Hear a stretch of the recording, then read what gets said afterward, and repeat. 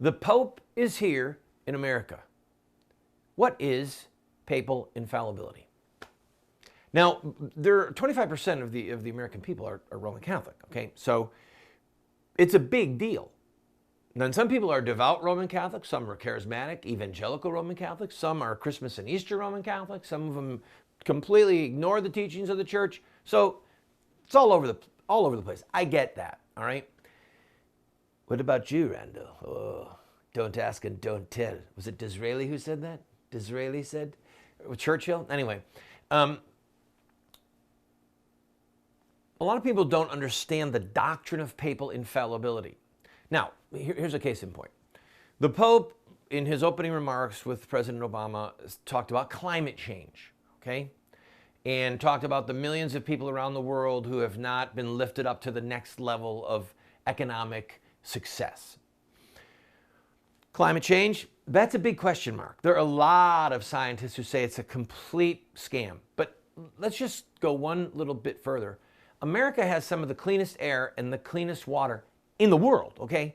We only have a little over 300 million people in this country, right? But our water is clean and our air is clean because we have been fighting pollution for decades and doing a really good job. If you want to see who's polluting the earth, go to China and go to India for starters. Then you could go to the Latin American countries and go to some of the places that the Pope is talking about the poor people and look at the pollution that they're doing. So it was kind of weird because he talked about climate change on one hand and that we need to bring all these poor people in the world up to the next level of economic success so that they can live the life that God wanted them to live with some decency and prosperity. And I'm all for decency and prosperity and having a man have a decent wage for a hard day's work. Not what we have right now. But there are people, all right, Catholics and non-Catholics. You should hear Sean Hanley's he's coming unhinged. Sean is coming unhinged at the Pope.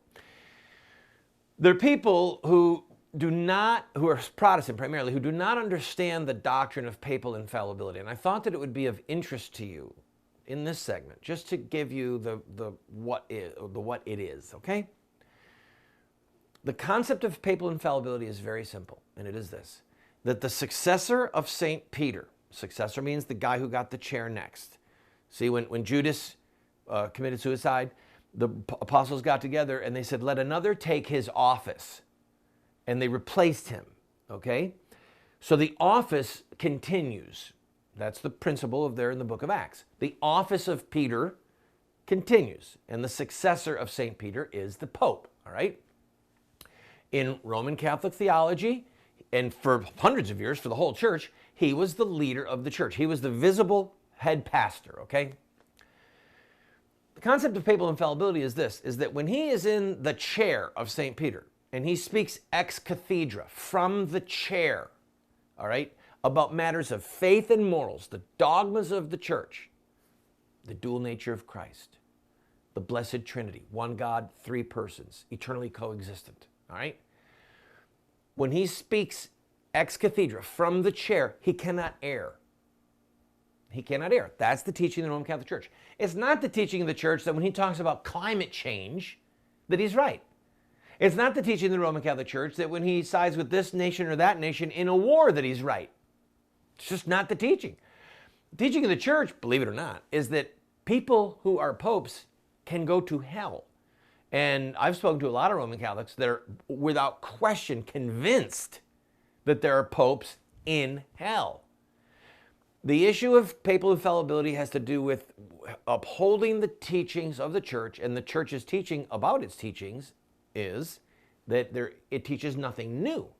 Everything that the church teaches was there explicitly or in seed form with the first 12 apostles.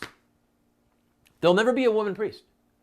And when Pope Francis discussed that, maybe 6 or 8 months ago, he said to the reporters, he said, John Paul II used the formula, okay, in saying that I is the heir of St. Peter, whatever the formula was. John Paul II said there never has been, there never will be a female priest. The end. So Pope Francis does not have the authority to change that. He can't change that. Did you know that? That a pope cannot change the teachings of the Roman Catholic Church when it comes to faith and morals. The end. That is why when I was leading Operation Rescue and I looked at the Catholic Church and I thought, these are the only people who haven't wavered, theologically, haven't wavered on child killing or on birth control, that children are a blessing. And it confused me. I didn't understand papal infallibility, and I didn't understand the continuity of the teachings of the Roman Catholic Church, that you literally can't change them. You can change practice, you can change behavior, like in other words, how the Mass is said can be changed a little bit. There can be different customs that are changed, but the core teachings of the deity of Christ, the Trinity, the sacraments, they can't be changed. So the Pope can come over here, all that to say this, the Pope can come over here and he can talk about climate change and he can talk about anything he wants, but if it's not about faith and morals, his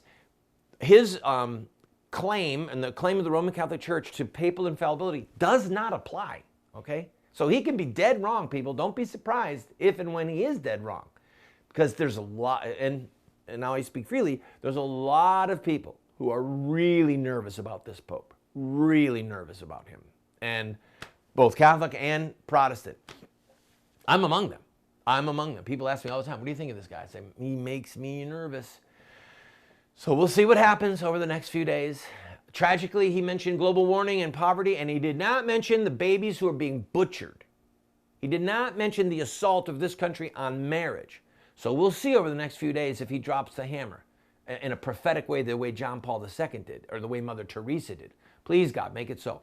We'll keep following it. I'll be right back. We've got a lot to talk about. Trump, Ben Carson, a Muslim president, Walker's gone. How come Walker left?